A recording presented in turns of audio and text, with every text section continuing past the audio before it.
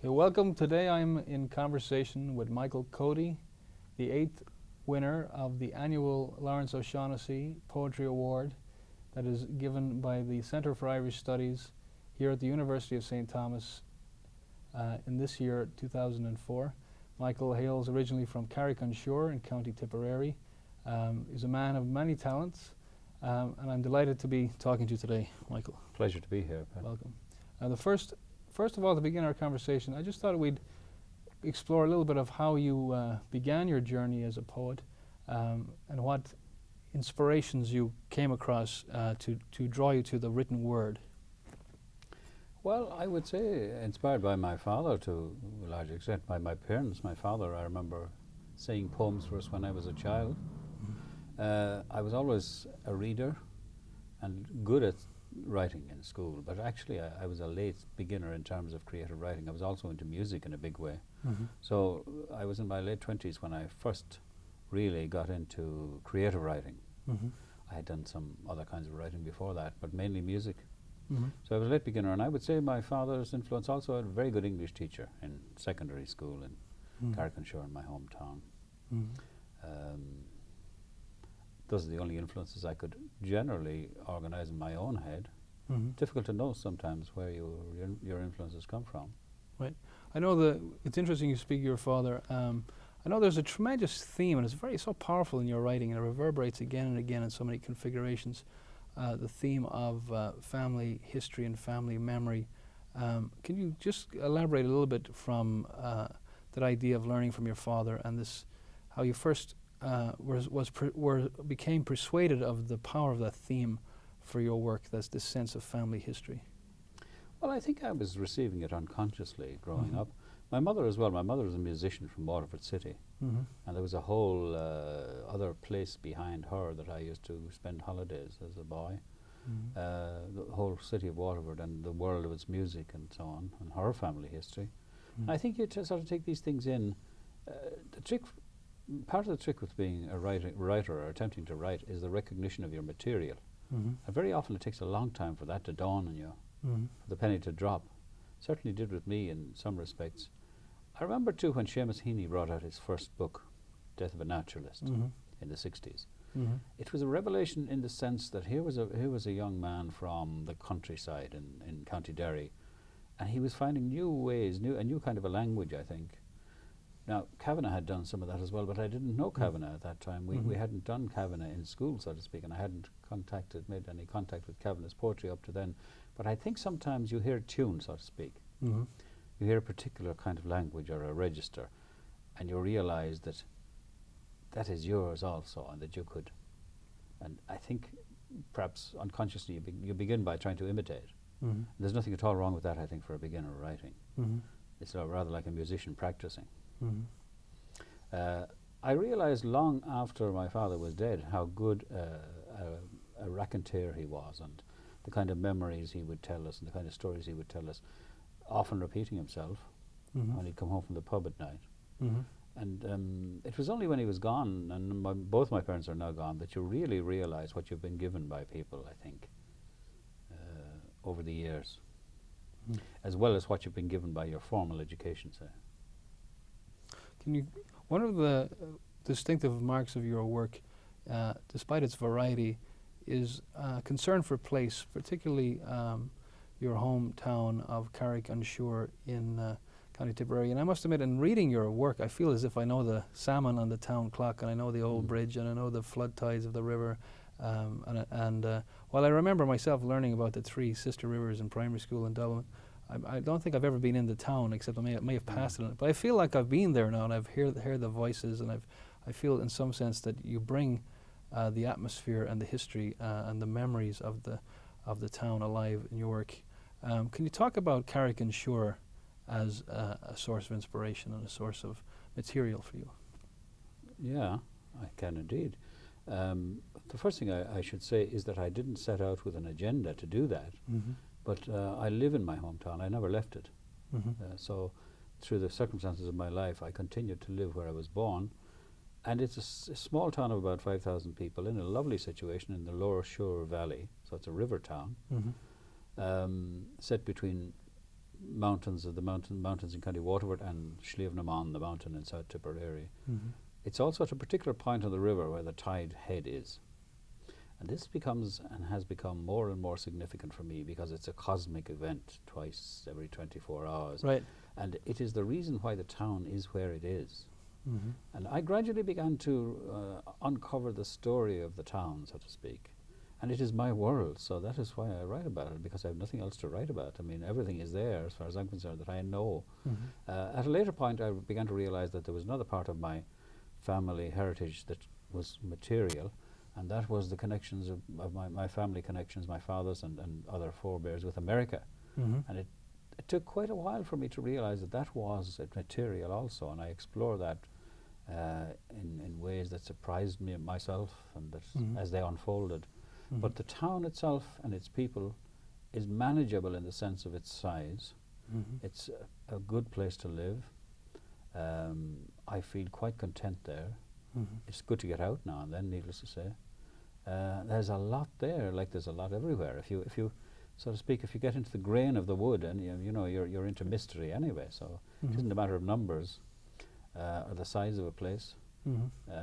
I know a lot of people there. I have a community, Mm-hmm. and that is also increasingly significant for me as I grow older. Right. Maybe you can talk a little bit about the title, and then we could perhaps read one or two pieces from your collection, Oven Lane. Why did you call it Oven Lane, and can you just explore the significance again for Oven Lane in terms of Carrick-on-Suir and its place in your work? Yeah. Oven Lane is an alleyway that leads from the main street of the town down to the river, slopes down to the river. Mm-hmm. And some of my forebears were boatmen on the river. Mm-hmm. Lives of great poverty and hardship and in difficult situations, in what you would call slum conditions in the lanes in Victorian times. And a significant part of my family history came out of that. My great-grandfather was born in Oven Lane, which is so-called from medieval times when there was a medieval bakery or oven of some kind there, public oven. Mm-hmm.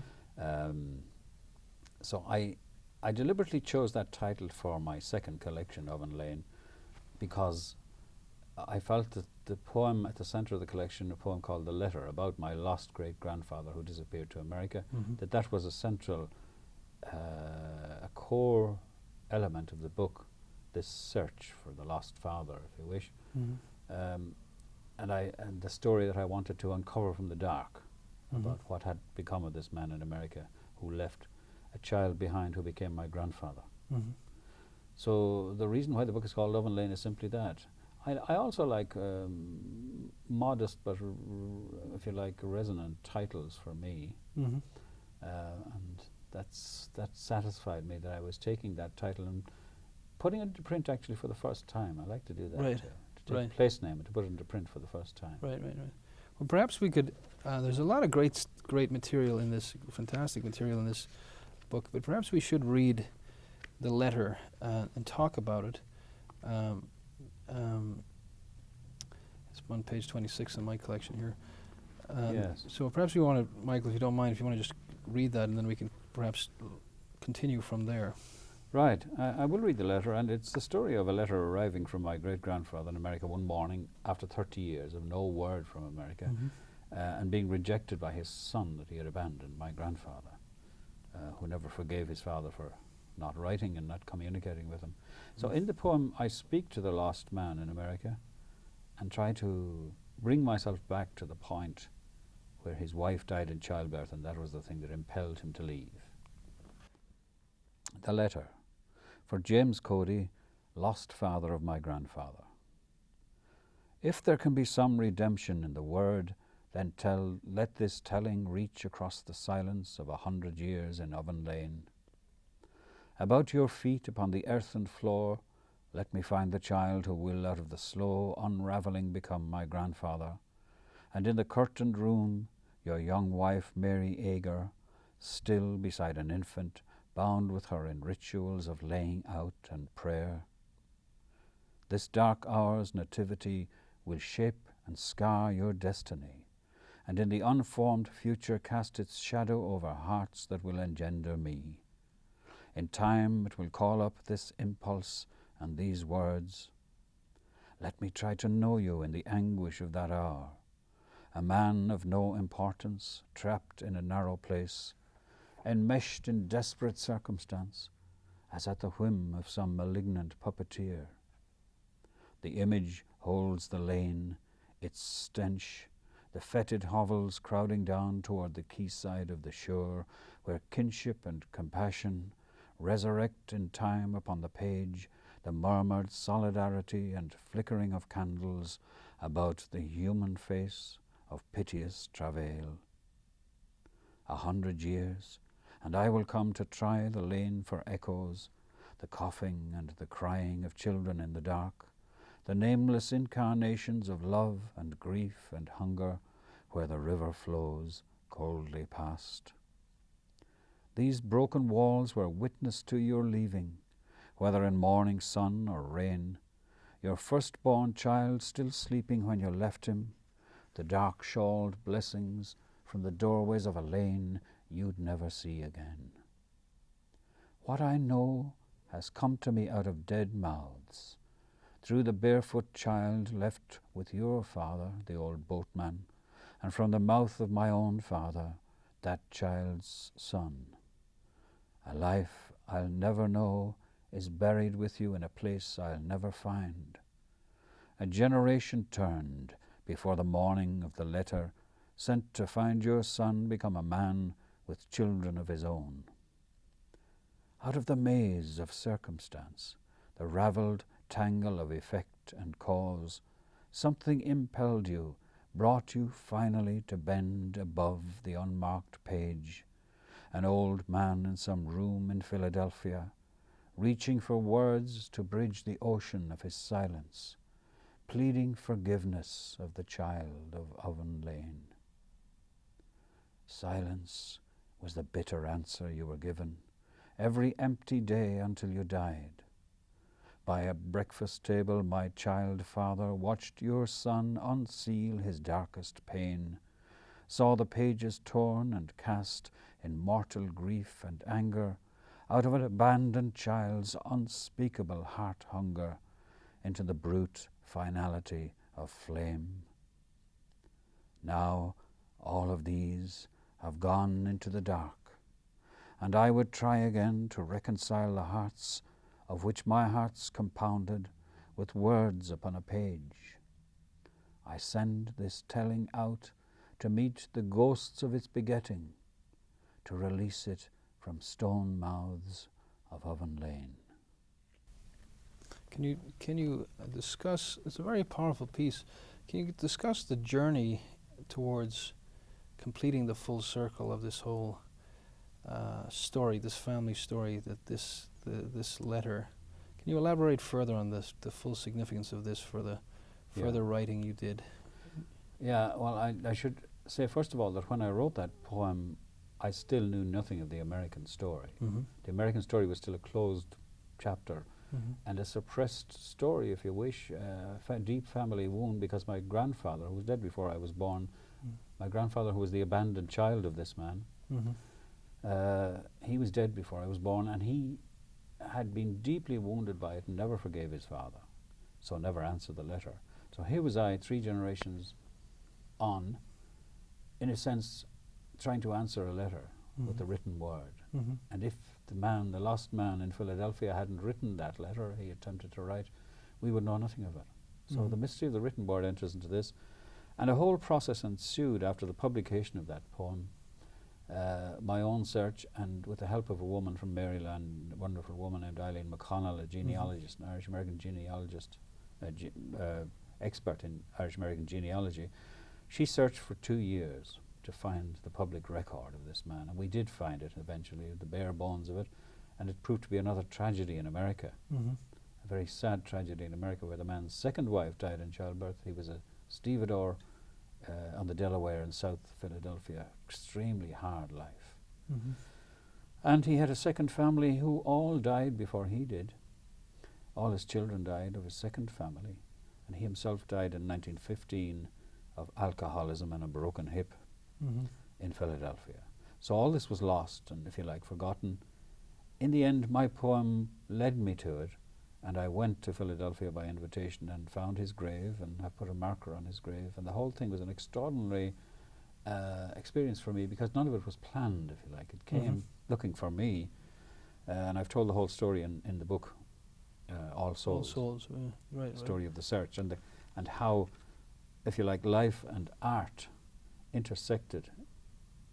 What began as a poem for me ended up in this reclamation of this story and the completion of a circle in some kind of reconciliation and forgiveness. Perhaps we can look at one more poem, in this book before we jump into All Souls. It's called Assembling the Parts. Yes. And I think it also flows out of this search to connect with previous family history. It 57. does, yeah. Is there any well, this is a much more recent generation. This arises from the story of how my father went to America in the 1920s, in 1926, as a young unmarried man to join his two brothers in New York, and was there during the Depression. But my father took ill. He had TB and had a hemorrhage, and had to come back to Ireland, was nursed back to health. And while back in Ireland, he went to a dance one night and fell in love with the girl who played the piano in the band. Right. And that they fell in love, and they married 3 months later, and I was born a year after that. Right. So the question that fascinates me is that the hemorrhage my father had in Hartford proved to be part of my destiny, because Right. Otherwise he wouldn't have returned. It was the factor which brought my mother and father to meet. I was in Hartford, and I went looking for the typewriter factory that my father... I was in Hartford in '82, and I went looking for the typewriter factory my father worked in during the Depression, the Underwood factory in Hartford. But of course it was gone. So this poem is a meditation on destiny or chance, or whatever way you approach that mysterious process. Very good. Assembling the parts.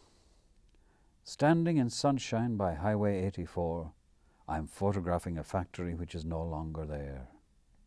Looking for my father by an assembly line which has halted and vanished into air. Catching the sepia ghost of a young tubercular Irishman who's left a rooming house at 6 a.m. in a winter time during the Depression, when my mother is still a girl, playing precocious violin, a miraculous medal under her blouse, in Protestant oratorios in Waterford. A pallid face in the crowd in a dark winter time. He's coughing in the cold, assembling typewriters in Hartford, Connecticut, waiting for blood on his pillow to send him home, where he'll meet her one ordinary night with the band playing Solitude in the Foresters' Hall. 50 years on, he's 9 Septembers dead, and a tourist in sunshine by Highway 84 is photographing a factory which is no longer there, assembling the parts of the mundane mystery, the common enigma of journeys and unscheduled destinations, the lost intersections of person and place and time, uniquely fathering every man out of the random dark. Wonderful piece. I particularly like this theme of the mundane mystery, that the quotidian, the ordinary, the everyday is absolutely stamped with mysterious dimensions and potential that the poet's eye sort of gazes upon, is fascinated by, and conjures the material of poetry out of. But I would like to move into All Souls, which I must admit myself, I believe to be almost a classic volume from your work so far. And I would like, if it isn't, I would like to jump into actually the long prose concluding memoir essay called The Uses of Memory. Perhaps we could read a section from right at the end, particularly this image of the time zones of you returning. Yeah. I think it's probably worth that paragraph, if you wouldn't mind. Yes. Or a paragraph or a little more if you want. Right. This was at the end of my visit to Philadelphia, when I was returning to Ireland, flying through the night with my wife beside me back to Ireland, having gone through this amazing visit to Philadelphia and visiting the grave and visiting the churches where my great-grandfather was married second time, and a whole lot of other sites where he lived. So this is the point on the flight back where I'm returning to Ireland between time zones, in the dark, but the light just beginning to come up in the east. So we're between time zones, and I imagine myself traveling over the Atlantic and that man in the 1880s traveling out to America on the ocean below me. Hours later in the sky, I'm still awake when the first pastel pink glimmer begins to seep up on the dark horizon. My wife sleeps beside me. This is a story of two rivers and two places an ocean apart, of two young mothers lost in childbirth, of a father and a son adrift on an estranging undertow of dislocation, poverty and pain, and of a poem searching out the silence of the story. In my luggage is a small sachet of earth from New Cathedral Cemetery in Philadelphia, which I mean to scatter on the grave at the Franciscan Friary in Carrickbeg. Out of the glimmering world high up between time zones, my imagination shapes a symmetry of encounter. I fly eastward through the dawn to Ireland, while on the ocean more than 5 miles below, James Coady passes me in another dimension and direction, sailing westward to America in 1885. He looks up at the sky, wondering what lies ahead of him. Good luck to them now, and safe may they land. They are pushing their way to a far distant strand. They are leaving their homes and facing away, for thousands are sailing to America. Very good. Now that sachet of soil, the sachet of earth from the New Cathedral Cemetery. So what? That was from my great-grandfather's grave, and I was taking it back. It's just an instinctive thing. I was taking it back to our own family grave where his son, the abandoned child, my grandfather, is buried. So if you like, I was trying to achieve some kind of symbolic reunion, reconciliation. And so when you scattered the earth, that was completing that vast circle, 100 years more of family history in some sense. Yeah. Some kind of it's very, very powerful. Also, it happens that my wife and I had just had our third child, a young boy, our first boy. And we deliberately named him, bringing the names of the two men together. We named him Michael James. Oh, is that right? Yes. So we deliberately brought the two generations together in the name. This will never be forgotten, this fantastic story. I do want, in our remaining minutes, to look at your most recent collection, One Another, which is interspersed with wonderful photographs of the Carrick-on-Shore landscape. And I really would like to look at the last poem again. Yes. That long, wonderful sequence. Perhaps we couldn't read it all, but perhaps you would like to read some of it, of whatever choice you would. The one called the Munster Ashling.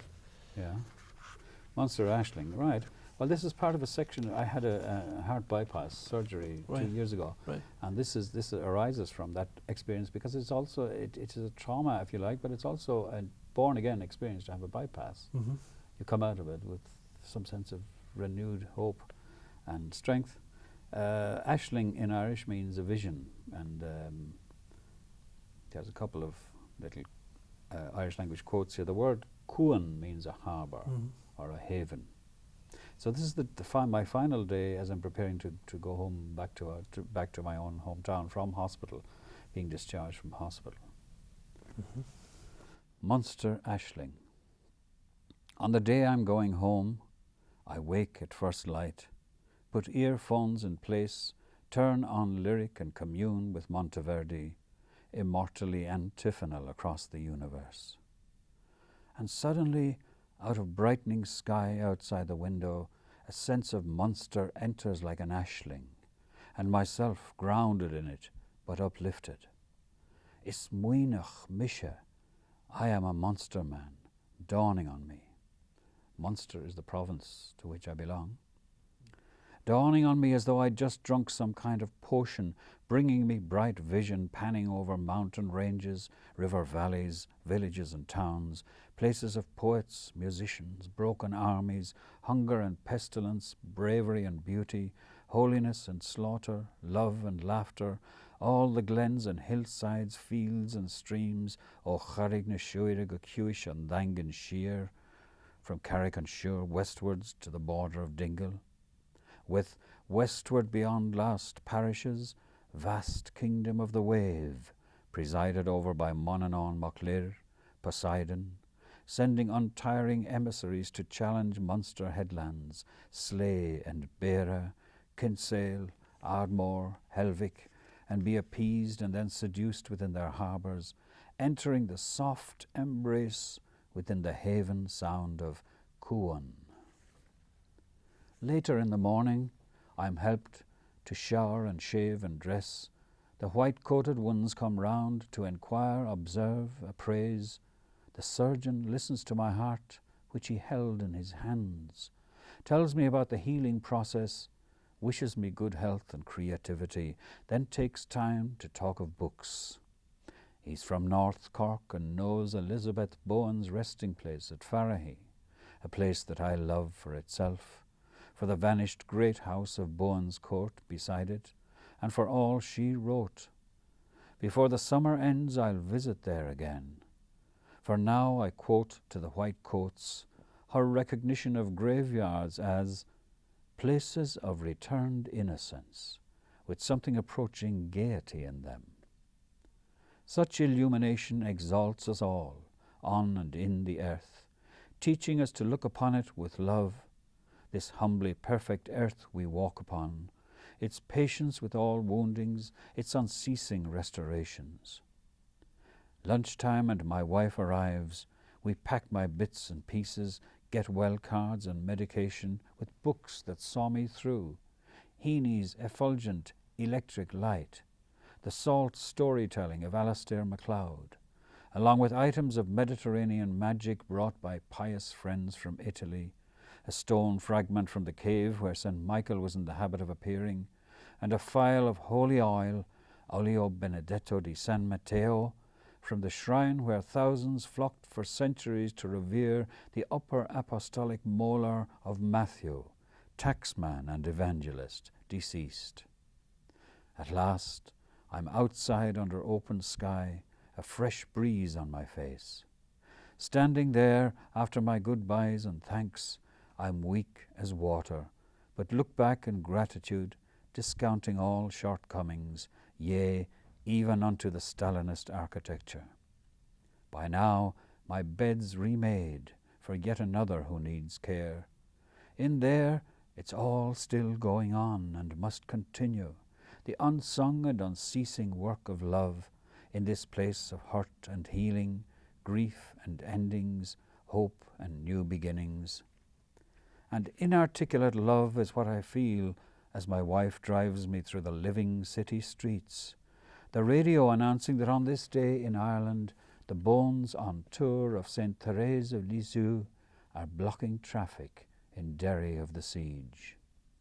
We turn across the river and head east, beyond the city, through fields and villages and towns, over the black water, on past Declan's Well and Bed and Tower, to the famine graveyard of Religate above Dungarvan Bay outspread in light, then on under the Comeras, their high and misted cliffs and corries, until we finally descend by soft hills into lush lowlands of East Munster and the valley of the Shure, the name of which means sister.